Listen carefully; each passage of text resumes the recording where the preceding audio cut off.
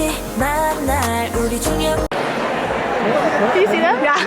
Nice. We are at our seats and I handed out a bunch of freebies to people. She was making big waves.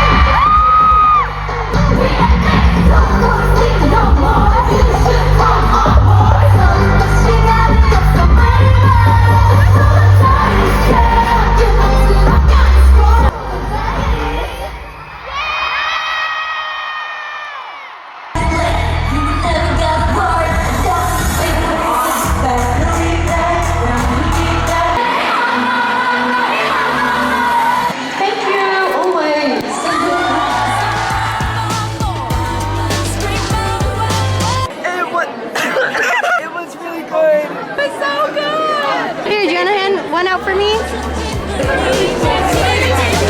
We made lots of friends. It was start with Gabby and I told them she was TikTok famous and then all of a sudden we were like best friends.